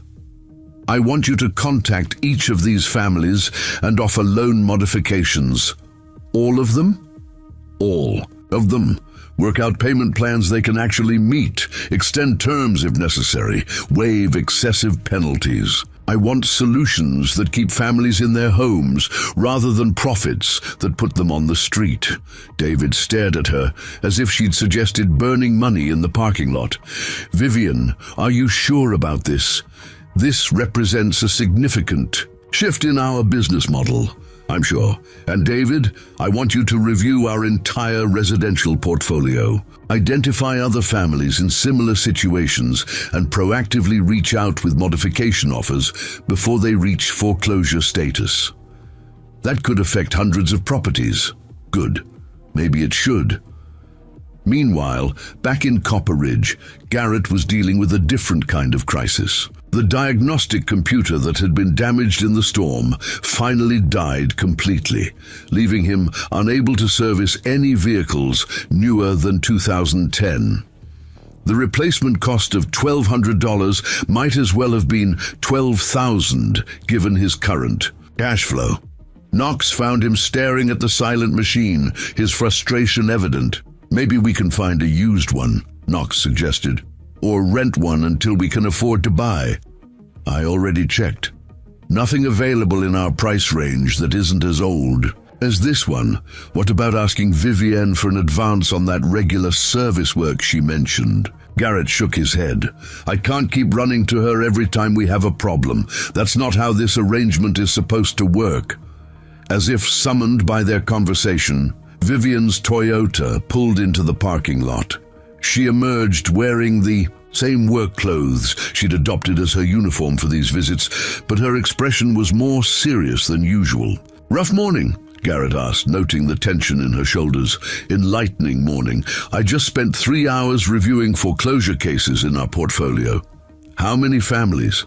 17 this month, probably 50 more in various stages of default across our holdings. Knox, who had been only partially aware of Vivian's real estate connections, looked up sharply.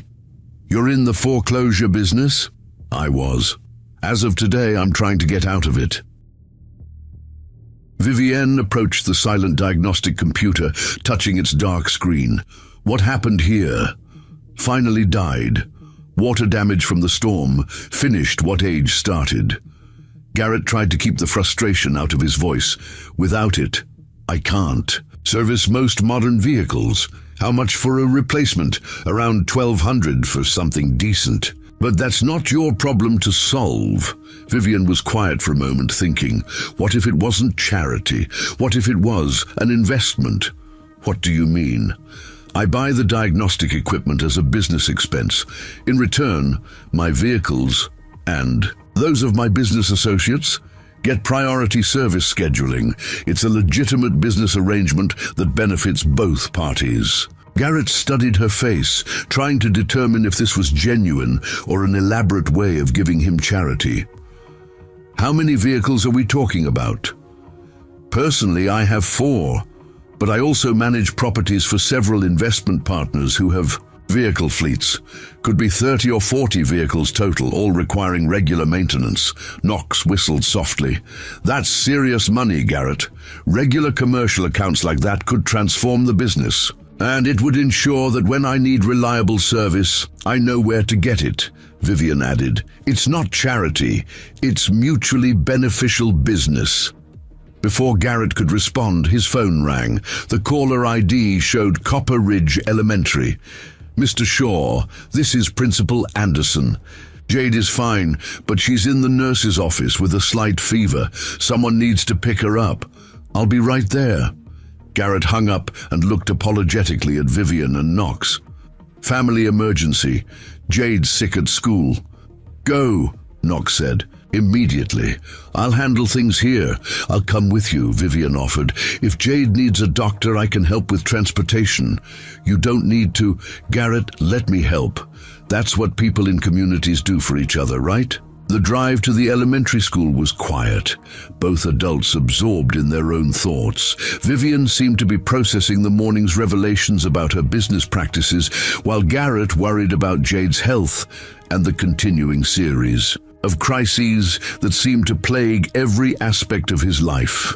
At the school, they found Jade curled up on the nurse's cot, looking smaller and more vulnerable than her usual confident self. Her face was flushed with fever, and she perked up only slightly.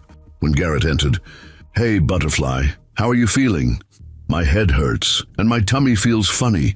The school nurse, Mrs. Patterson, approached with a thermometer reading. "Her temperature is 101.2.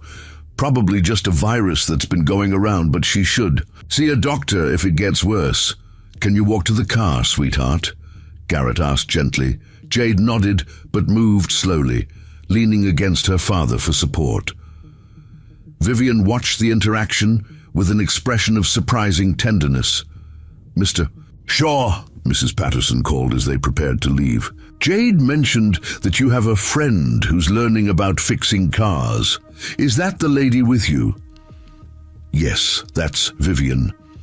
Jade's been telling everyone about how you taught someone to be kind to scared animals during storms. She's very proud of you." Garrett felt heat rise in his cheeks, embarrassed by his daughter's innocent pride in what felt like such ordinary actions. In the car, Jade dozed against Vivian's shoulder while Garrett drove carefully toward Dr. Kim's pediatric clinic. At a red light, he glanced in the rearview mirror and saw Vivian gently stroking Jade's hair with the same careful attention she'd shown Luna during the thunderstorm. "You're good with kids," he observed quietly. "I don't have much experience with them. Natural instinct, then." At the clinic, Dr. Kim confirmed that Jade had a mild viral infection that would run its course with rest and fluids. While Garrett handled the insurance paperwork, Vivian sat with Jade in the waiting room, quietly reading her a story from one of the children's books available there. "She's nice, Daddy," Jade whispered as they prepared to leave. She reads, "Different voices for all the characters." Back at the house, Garrett settled Jade on the couch with blankets and juice, while Vivian examined the modest living space with obvious interest. The small home was clean and comfortable, but showed clear signs of financial constraint.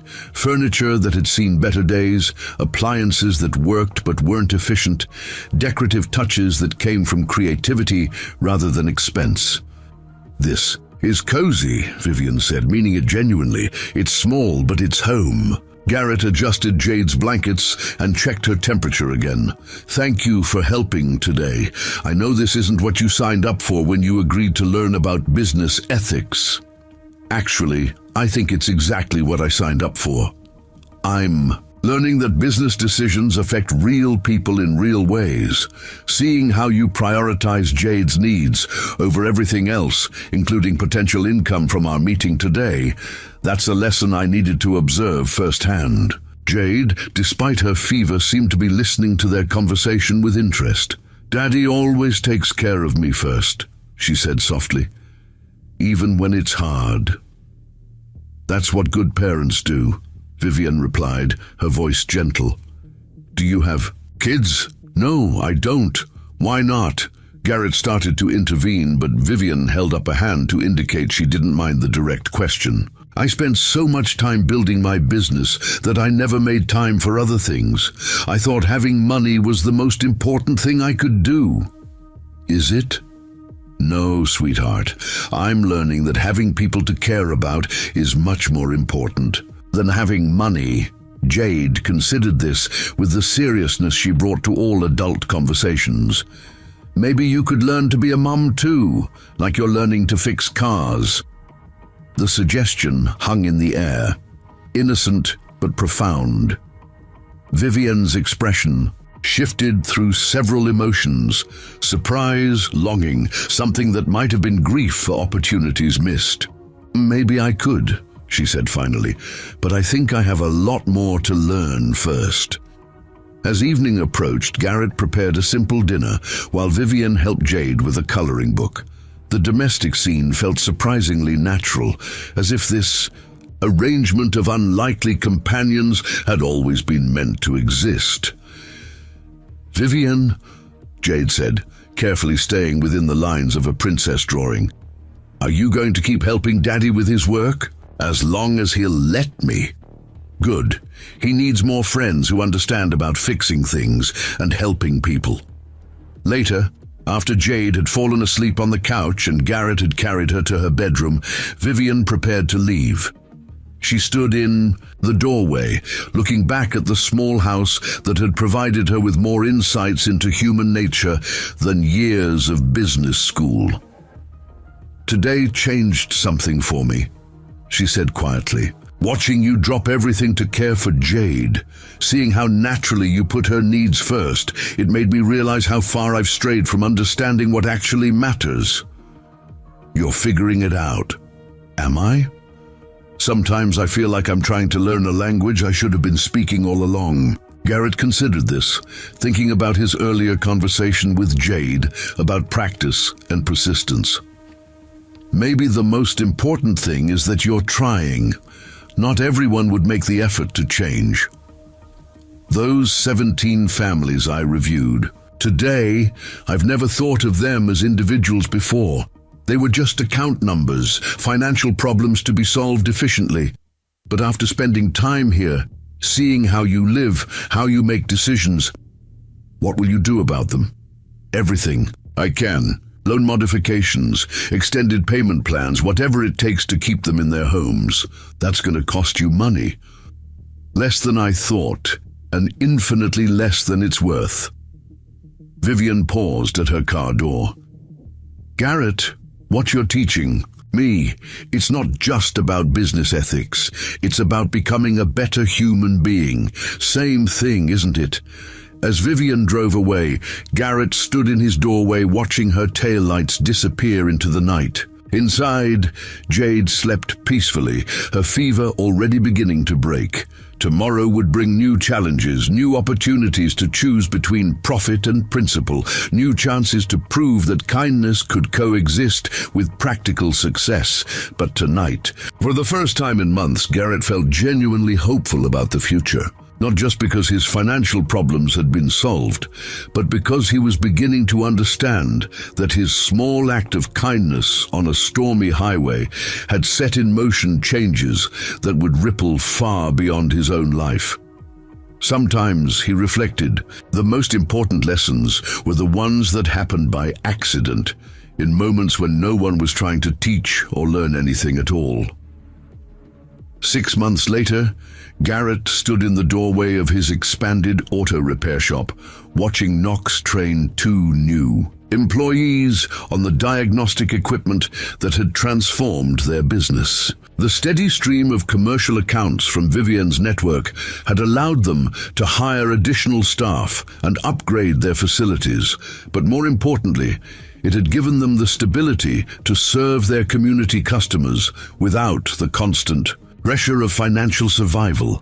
The morning sun streamed through new windows, illuminating a workspace that hummed with productive activity. Alan Carter was explaining brake system fundamentals to Jake Morrison, a recent high school graduate whose father had lost his job when the textile plant closed.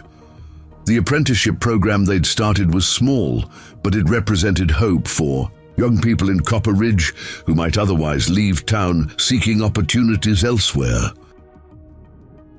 "Daddy, you're going to be late," Jade called from the office area where she was finishing her homework before school.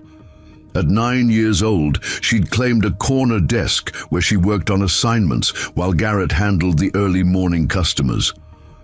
"Almost ready, Butterfly." Garrett reviewed the day's schedule, noting that Mrs. Henderson's Buick was due for inspection, and the Williams family needed new tires for their minivan. These routine appointments, once sources of financial stress, now felt like comfortable rhythms in a stable business. Knox approached with a steaming cup of coffee and a knowing smile. "She called yet?" "Who called?" "Don't play dumb."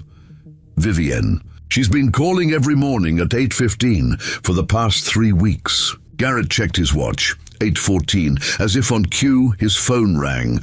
Shaw's Auto Repair. "Good morning, Garrett. How's Jade feeling today?" "Much better. The cough is almost gone." Garrett found himself smiling at the familiar routine. Vivian had developed a protective concern for Jade that expressed itself in daily check-ins during any minor illness. "Excellent. I have some news I wanted to share with you." "Good news or complicated news?" "Both, probably.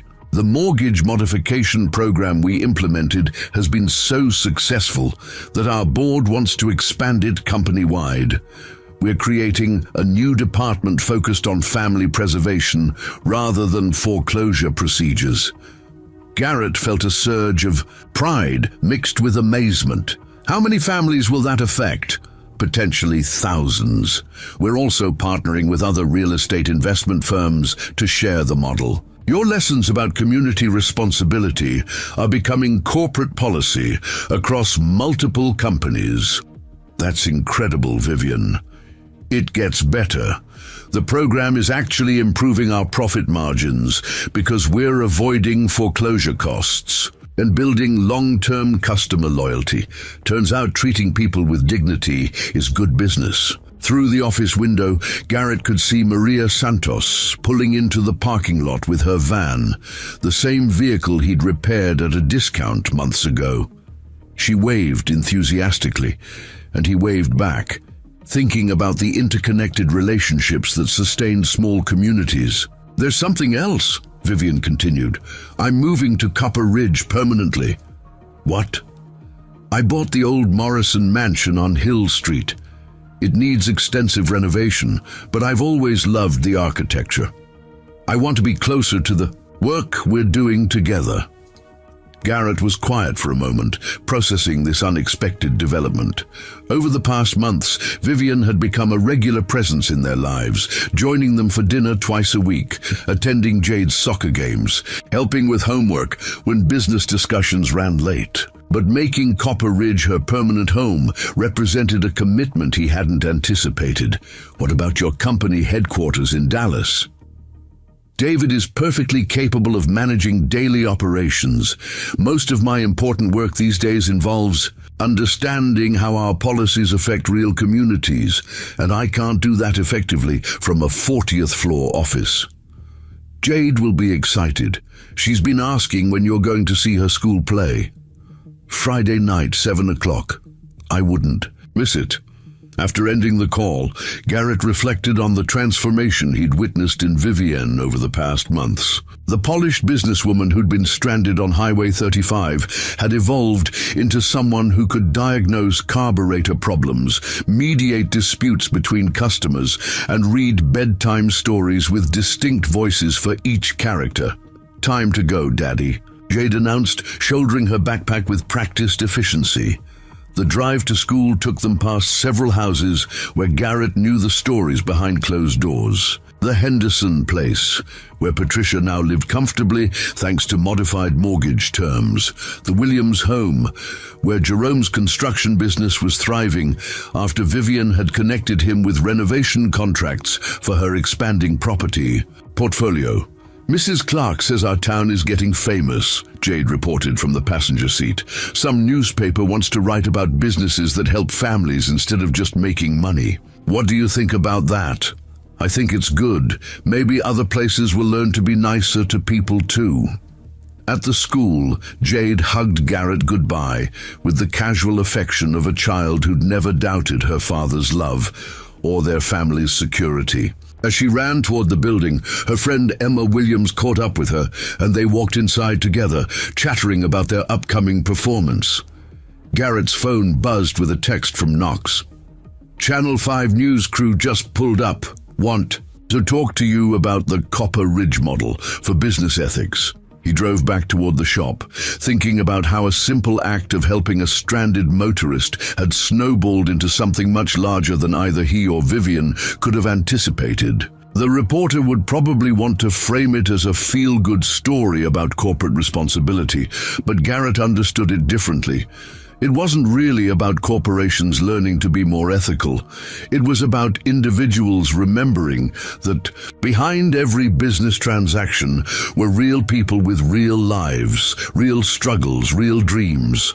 Once you started seeing those people clearly, treating them with dignity and compassion became not just the right thing to do, but the only thing that made sense. Back at the shop, the news crew was setting up equipment while Knox handled regular customers with practiced ease. The reporter, a young woman with perfectly styled hair and a serious expression, approached Garrett with the intensity of someone chasing a significant story. "Mr. Shaw, I'm Jennifer Martinez from Channel 5. We're doing a feature on the innovative approaches to mortgage management that started right here in Copper Ridge. Can you tell us how this all began?" Garrett looked past her toward Knox, who shrugged apologetically. "It began with a thunderstorm and a broken-down car." "Can you elaborate?" "Sometimes when you help someone, you discover they're in a position to help you back. But more importantly, you both learn something about what really matters." The interview lasted 20 minutes, with questions about business philosophy, community responsibility, and the practical applications of treating customers as family members rather than account numbers. Garrett answered honestly, but found himself thinking more about Vivian's decision to move to Copper Ridge than about media coverage of their collaboration.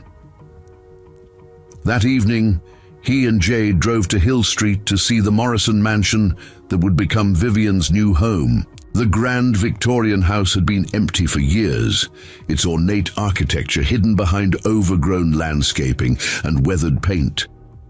"It's going to be beautiful when she fixes it up," Jade observed, studying the elaborate woodwork around the front. "Porch, it'll take a lot of work. Good thing she knows people who are good at fixing things."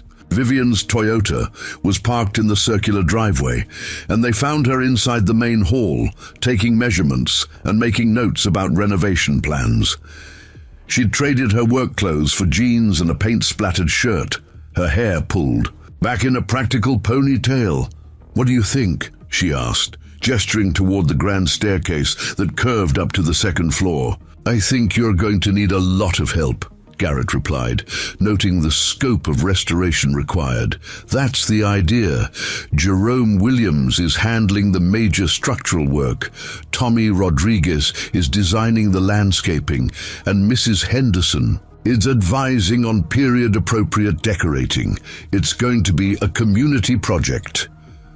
Jade explored the empty rooms with the fearless curiosity of childhood, her footsteps echoing in the vast spaces. "Vivian, this house is big enough for a really big family.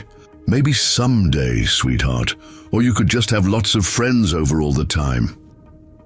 Garrett caught something in Vivian's expression, a longing that spoke to years of prioritizing. Professional success over personal connections. The house represented more than a change of address. It was a commitment to building the kind of life she'd never allowed herself to want. "I was thinking," Vivian said, pulling blueprints from a folder, "about converting the old carriage house into a workspace. Knox mentioned you might be interested in expanding into antique car restoration.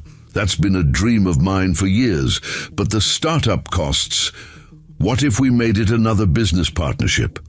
I provide the space and initial equipment investment. You provide the expertise and labor. We could specialize in classic vehicles for collectors who want authentic restoration work." Garrett studied the architectural drawings, seeing possibilities he'd never dared to imagine. A dedicated restoration workshop with proper ventilation, hydraulic lifts, paint booths designed for vintage automotive finishes. It would transform his small-town repair shop into something approaching his teenage fantasies. You're talking about a significant investment. I'm talking about a partnership with someone I trust, working on projects we'd both enjoy. The financial return would be secondary to the satisfaction of preserving automotive history. As they discussed details and timelines, Jade settled in a window seat overlooking the overgrown garden, contentedly reading a book she'd brought from home. The domestic scene, planning, dreaming, imagining shared futures, felt like a preview of possibilities neither adult had quite articulated yet. "There's something else I wanted to discuss," Vivian said, her tone becoming more serious. "The board has asked me to consider a Senate appointment to a committee on housing policy. They want someone with practical experience in mortgage reform." Garrett looked up from the blueprints.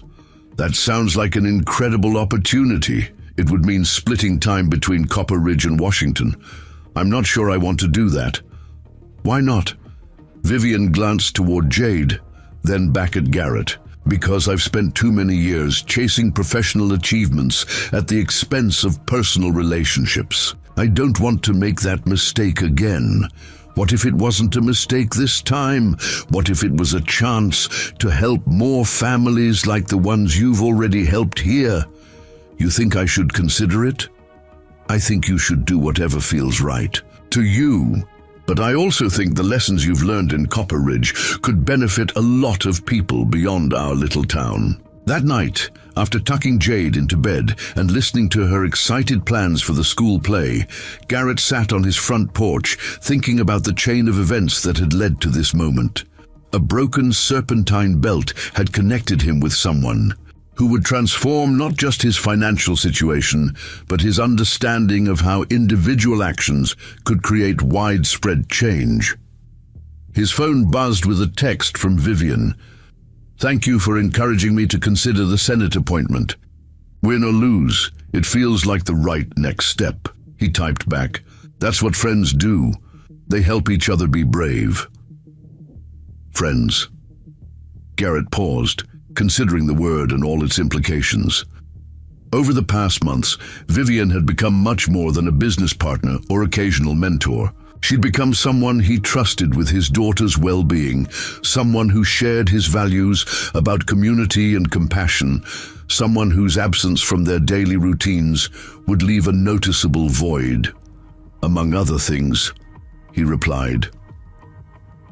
Friday. Night arrived with the kind of crisp autumn air that made small-town life feel particularly appealing. The elementary school auditorium was packed with families, grandparents, and community members who'd come to support the annual fall production.